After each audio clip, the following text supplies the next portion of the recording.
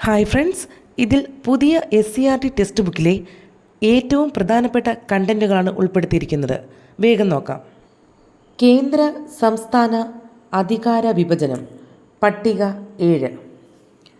Union list. കേന്ദ്ര ഗവൺമെൻറ്റിന് സമ്പൂർണ്ണ നിയമനിർമ്മാണ അധികാരമുള്ള വിഷയങ്ങളുടെ ഒരു പട്ടികയാണിത്. ഭരണഘടന നിലവിൽ വന്നപ്പോൾ ഇതിൽ 97 വിഷയങ്ങളുണ്ടായിരുന്നു. നിലവിൽ 98 വിഷയങ്ങളാണ് യൂണിയൻ ലിസ്റ്റിലുള്ളത്. ഉദാഹരണം: വിദേശകാര്യം, പ്രതിരോധം, റെയിൽവേ, ബാങ്കിംഗ്, പൗരത്വം തുടങ്ങിയവ. യൂണിയൻ ലിസ്റ്റിൽ ഉൾപ്പെട്ടവ വിദേശകാര്യം, പ്രതിരോധം, റെയിൽവേ, ബാങ്കിംഗ്, പൗരത്വം തുടങ്ങിയവ. സംസ്ഥാന ലിസ്റ്റ്.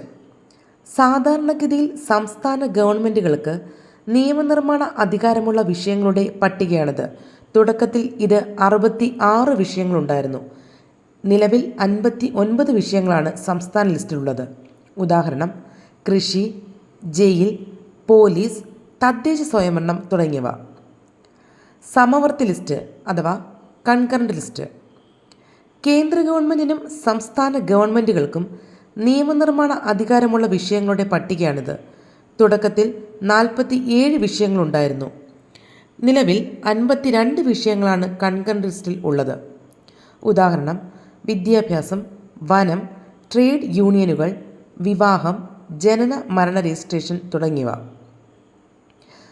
സമവർത്തി ലിസ്റ്റിൽ ഉൾപ്പെട്ടവ വിദ്യാഭ്യാസം, വനം, ട്രേഡ് യൂണിയനുകൾ, വിവാഹം, ജനനമരണ രജിസ്ട്രേഷൻ മുതലായവ.